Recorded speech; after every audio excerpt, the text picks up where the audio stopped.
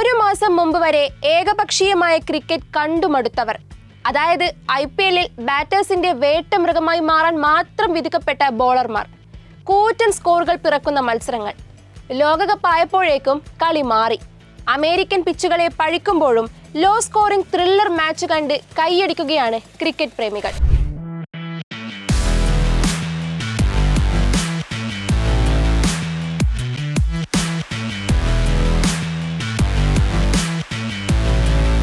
India Pak, USA Pak, Bangladesh, ദക്ഷിണാഫ്രിക്ക ഈ 3 മത്സരങ്ങളിൽ പ്രഡിക്ഷൻ റേറ്റ് പോലും തെറ്റിച്ച് അപ്രതീക്ഷിത റിസൾട്ട് തന്ന ബോളർമാർ പ്രഖ്യാപിക്കുന്നു, ബാറ്റേഴ്സിന്റെ അടിയേറ്റു വാങ്ങാൻ വിധിക്കപ്പെട്ടവരല്ല, മറിച്ച് ബാറ്റേഴ്സിനെ നിയന്ത്രിക്കാനുമാകുമെന്ന്. IPL-ൽ സ്കോർ 287 വരെ എത്തി, റെക്കോർഡ്. എന്നാൽ അമേരിക്കയിൽ എത്തിയപ്പോൾ അതൊന്നുമല്ല സംഭവിക്കുന്നത്. ഇതുവരെ നടന്ന 21 മത്സരങ്ങളിൽ ഒറ്റത്തവണയാണ് ടീം ടോട്ടൽ 200-ന് മുകളിൽ കടന്നത്. അതും ഓസ്ട്രേലിയ ഇംഗ്ലണ്ട് മത്സരത്തിൽ. 3 അക്കം കടന്നത് 16 കളികൾ. 100-ൽ താഴെ സ്കോർ വന്നത് 4 മത്സരങ്ങളിൽ. പിന്നെ ഒരു റെക്കോർഡും. 2014-ൽ നെതർലാൻഡ്സ് നേടിയ 39 റൺസായിരുന്നു T20 ലോകകപ്പിലെ ലോവസ്റ്റ് ടോട്ടൽ. ഇപ്രാവശ്യം ഉഗാണ്ടയും 39 റൺസ്. എല്ലാവരാലും വിമർശിക്കപ്പെട്ട പിച്ചാണ് ന്യൂയോർക്കിലെ നാസൌ കൗണ്ടിയിലേത്. കാര്യം ഇവിടെ ബാറ്റിംഗ് ദുഷ്കരമാണ്, പരിക്കേൽക്കാനും സാധ്യതയുണ്ട്. ബോളിംഗ് നിരക്കാണ് ആനുകൂല്യമേറെ. ഇതുവരെയുള്ള ഉയർന്ന സ്കോർ 137, കുറവ് 77. പാകിസ്ഥാനെതിരെ 119 റൺസ് വിജയകരമായി സംരക്ഷിച്ച ഇന്ത്യ അയർലൻഡിനെ 97 റൺസിൽ എറിഞ്ഞിട്ട് അനായാസം ജയിച്ചു. അമേരിക്കയിലെ പിച്ചിനെ കുറ്റം പറയുന്നവർ വെസ്റ്റ് ഇൻഡീസിലേക്ക് നോക്കുക. അവിടെ ഇതുവരെ ടീം സ്കോർ 200-ൽ എത്തിയത് ഒരു മത്സരത്തിൽ മാത്രം. ഇംഗ്ലണ്ടിനെതിരെ ഓസ്ട്രേലിയ നേടിയത് 201 റൺസ്. ഇംഗ്ലണ്ട് 36 റൺസിന് തോറ്റു. അഫ്ഗാനിസ്ഥാൻ ഉഗാണ്ടയ്ക്കെതിരെ നേടിയ 183 റൺസാണ് രണ്ടാമത്തെ ഉയർന്ന സ്കോർ.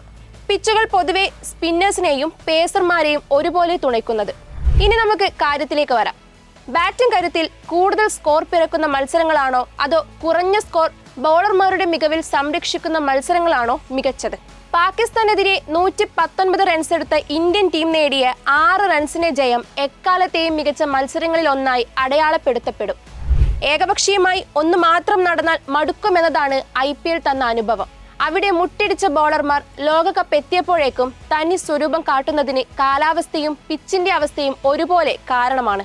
ക്രിക്കറ്റിന്റെ ഏറ്റവും വലിയ സൗന്ദര്യം അതിന്റെ അനിശ്ചിതത്വമാണെന്ന ചൊല്ല് അനർത്ഥമാക്കുകയാണ് ഈ ലോകകപ്പ്. കുറഞ്ഞ സ്കോറാണെങ്കിലും ചേസ് ചെയ്ത് ജയിക്കാൻ ടീമുകൾ വെല്ലുവിളി നേരിടുന്നു. 2 മത്സരങ്ങൾ സൂപ്പർ ഓവർ വരെ നീണ്ടു.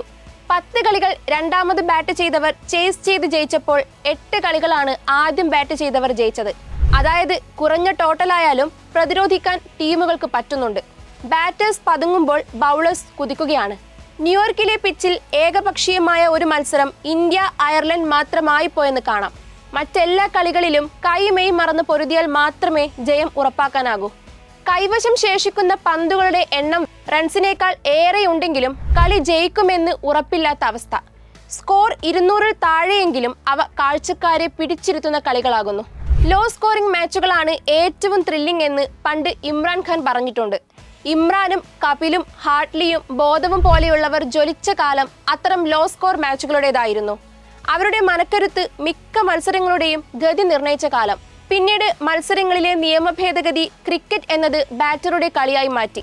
2020-യോടെ എല്ലാ പന്തും അടിച്ചു തകർക്കാൻ കാത്തു നിൽക്കുന്ന ബാറ്റർക്ക് മുന്നിൽ ബോളർ നോക്കുകുത്തിയായി. പക്ഷേ ഈ ലോകകപ്പ് മറ്റൊരു ചിന്തയാണ് മുന്നോട്ട് വെക്കുന്നത്. ക്രിക്കറ്റ് ബോളർക്ക് കൂടി പ്രധാനമുള്ള തലത്തിലേക്ക് മാറ്റപ്പെടണം എന്നതാണത്.